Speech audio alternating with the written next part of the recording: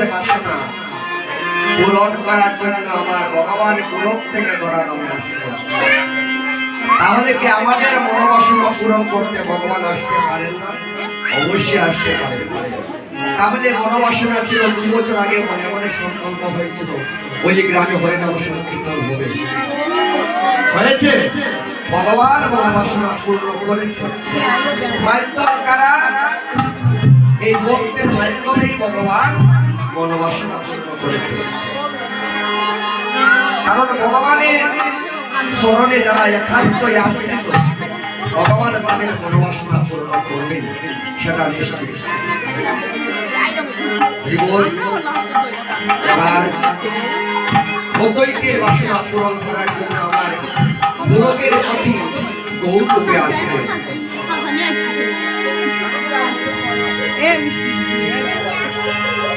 কলিতে কীর্তন জাগরণ ক্রীড়া মহারাজ পুরাইতে অদ্বৈত বাসনা শ্রী অদ্বৈত শ্রী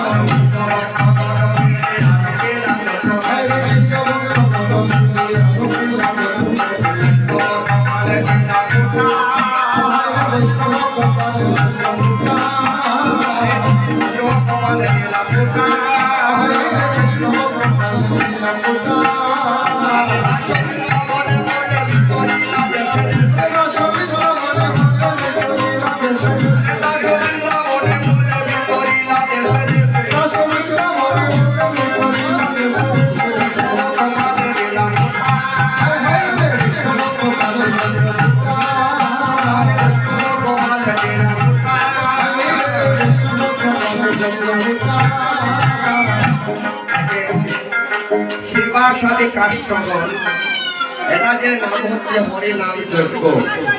তাহলে যজ্ঞে কি করতে হয়? অগ্নি দিয়া আহুতি দিতে হয়, কথা ঠিক না? তাহলে হরি নাম মহাযজ্ঞে কেন আহুতি হয় না? তার কারণ হলো একটি,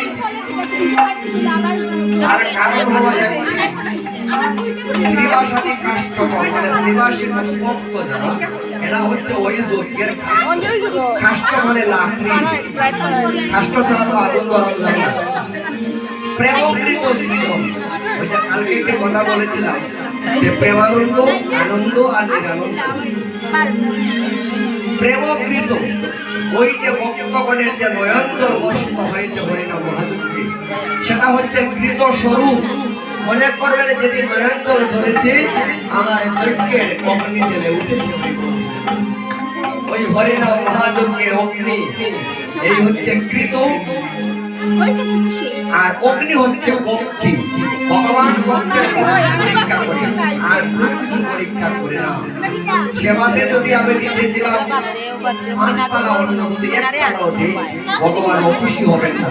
যদি ভক্তি থাকে, ভক্তি যদি থাকে না, তাহলে স্বর্ণতলে অন্নব্যঞ্জন দিলেও ভগবান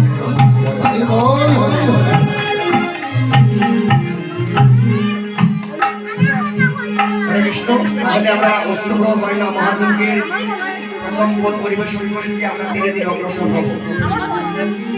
অষ্টপ্রহর মহাযজ্ঞ সম্পূর্ণ কাহার,